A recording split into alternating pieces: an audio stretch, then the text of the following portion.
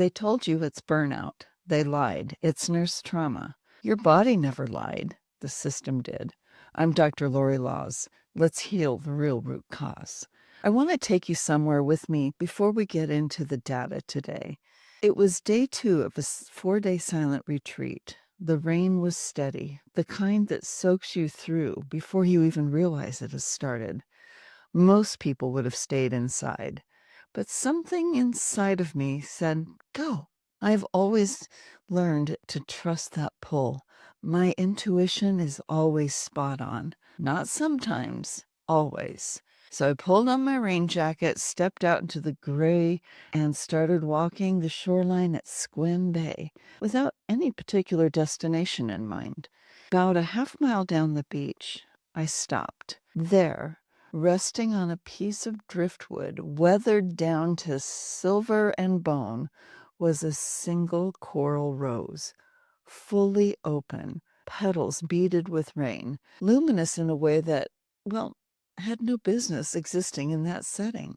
There was no garden nearby. Someone had placed it there with such intention. Just a rose, completely itself, in a place that had no business holding such beauty. I sat with that rose for nearly 2 hours. I didn't try to explain it. I didn't need to. What I felt sitting there in the rain with that rose was permission. Permission for my own healing to unfold just like this rose did. Not in the conditions I would have chosen, not when it was convenient or expected, but fully and completely on its own terms. A rose on a piece of driftwood in a cold Pacific Northwest rain is not broken. It is exactly where it was always supposed to be. And I thought about you and all nurses on that walk back. I thought about what would it mean if we all knew the same thing about ourselves. Because today that is where we're going. I want to show you exactly how it happens, how the system handed you the wrong diagnosis, and what it has cost you. Today I'm going to tell you the story about Nurse Jessica. Jessica has been a nurse for over a decade. She emailed me a few weeks ago, and I have read that email several times. She said, I became a nurse because I wanted to matter to someone on their worst day of their life. I believe in that, she said. I still do. But somewhere in the last few years, something has happened to me that I don't understand. I started dreading my shifts in a way that felt physical, like my body knew before my brain did. I would compare myself to every other nurse on the unit. They seemed fine. They seemed capable. I cannot figure out what was wrong with me. I tried everything. The meditation, the journaling. I went to resilience workshops that were offered by my hospital. And I sat there taking notes thinking maybe this time something would stick. But nothing lasts. Every time something doesn't work, I added it to the pile of evidence that said I was the problem, that I was too fragile, that I was too sensitive, that I was not built for this work. I did not tell anyone how bad it had gotten. I felt ashamed. You don't go into nursing and then admit that you can't handle it. So I just kept pushing and pushing until there was almost nothing left. And then her email continued, ending with this. I wish I had known sooner that I wasn't lazy, that I wasn't weak, that I wasn't failing nursing. I was carrying the trauma responses that had never once been correctly identified. The system handed me the wrong diagnosis and then blamed me for not getting better. And you know what? Jessica's right. Jessica is not the problem. She was never the problem. The burnout diagnosis, or rather misdiagnosis, is the problem. And the data behind that statement it's not my opinion. It's in the evidence base. Here's what the World Health Organization says is burnout. It's a syndrome resulting from chronic workplace stress that has not been successfully managed. I mean, let's hear that again. Stress that has not been successfully managed. That phrase locates the problem in the nurse. The stress existed. The nurse didn't manage it successfully. The diagnosis itself is an instrument of blame and shame. And the interventions follow logically from that flawed premise. Yoga, mindfulness apps, resilience training, breathing techniques, all of them are targeting the individual's capacity to manage stress better. Here's what that has cost. Global corporate wellness spending will exceed $94.6 billion with a B, by the end of this year. According to Harvard Business Review, the anticipated improvements in well-being are not being realized. Mental health needs continue to rise, and the market nearly doubled in a decade. And yet, the mental health needle did not move. 87% of employees have access to mental and emotional well-being programs. Only 23% of them use it. The system has spent nearly $95 billion, and 3 out of 4 nurses never benefited from those expenses. The ones who did complete the programs, the wellness or the resilience or the stress management programs, well, a peer-reviewed study found that 43% said that the intervention actually worsened their quote unquote burnout. Another 39% said it made no difference.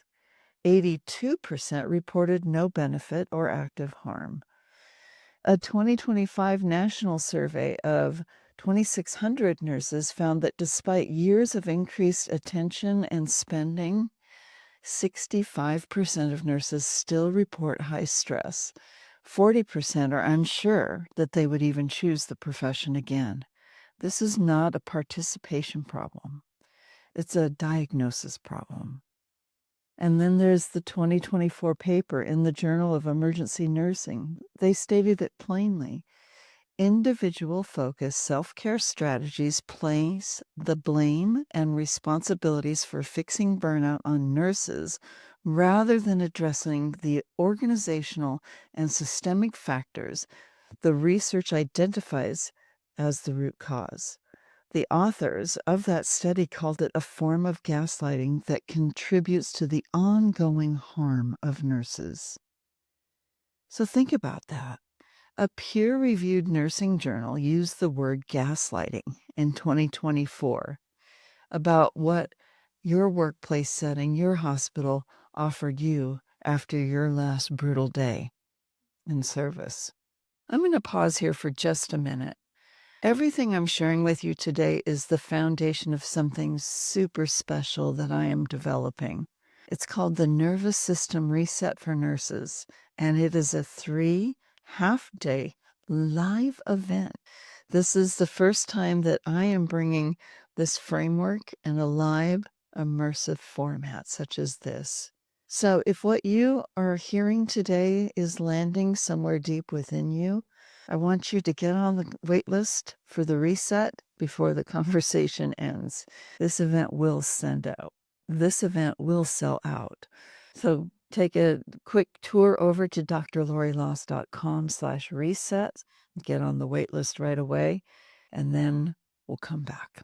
Continuing on, the reason nothing worked for you is not that you failed the interventions. It's that the interventions were never aimed at the right target. 76%. That's how much of what the healthcare industry calls burnout symptoms that map directly to trauma responses in nurses. Not stress, not fatigue, trauma, nurse-specific trauma. Burnout and trauma are not the same condition. They do not respond to the same treatment or interventions. Burnout interventions target cognitive stress management. They are top down. They ask your thinking brain to regulate the rest of you. But trauma is different. Trauma lives in the body's tissues and in the nervous system. Trauma affects how your mitochondria function. When your nervous system is in chronic survival mode, some of you vacillate between fight and flight. Most of you land in fawn or freeze, utterly depleted, nothing left to give, not to the job and not to the people you love, couch rotting in an energy deficit that the system created and then blamed you for. No app touches the mitochondria. No resilience workshop meets the midbrain. You cannot think or talk your way out of a dysregulated nervous system. No one can. McKinsey's research puts it plainly. Decades of evidence show that interventions targeting only individuals are far less likely to have sustainable impact on employee health than systemic solutions. Decades of research, and the system kept scheduling mandatory resilience trainings anyway. In 2022, Dr. Karen Foli at Purdue University published her peer-reviewed middle-range theory of nurse psychological trauma.